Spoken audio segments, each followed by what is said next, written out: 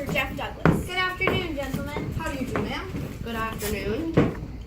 Where do you gentlemen come from? We're from New York. Miss Lundie, I was wondering if you could tell these gentlemen about Brigadoon. They've heard and seen a good deal, and they're very perplexed indeed. Perplexed is right. I would very much like them, to know. When are you be seated, gentlemen? Are you staying, Fiona? If I may, I'd love to hear it all again. Of course. From what I gather, nobody can talk about anything around here but you. Is that right? No, that's wrong. Mr. Forsyth could have told you. Forsyth. I heard about him, but I didn't meet him. Likely not. I think he's dead. That would stand in the way, I suppose. Now, let me warn ye, before I begin what I'm about to tell ye, ye winna believe.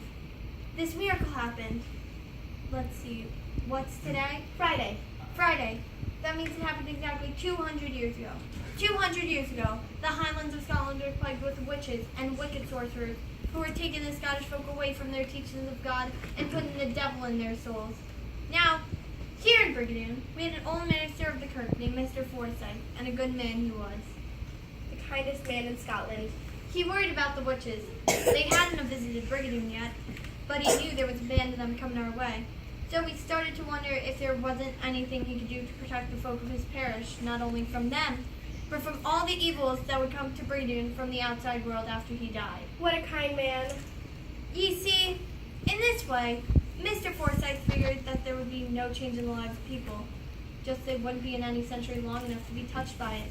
And that night, he asked God to make Brigadoon disappear for 100 years, and when they would awake the next morn, it would be 100 years later. And it was 100 years later when we awoke.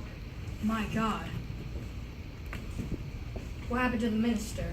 We never saw him again. Suppose somebody around here gets fed up and wants to leave. What then? He cannot leave.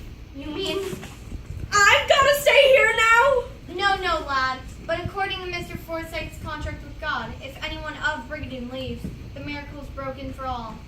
Look, I'm not saying I believe any of this, but just for argument's sake, suppose a stranger, like, well, me, came to Brigadoon and wanted to stay. Could he? Aye, lad. Mr. Forsyth provided for that. He didn't miss a trick, did he? No, lad. He didn't.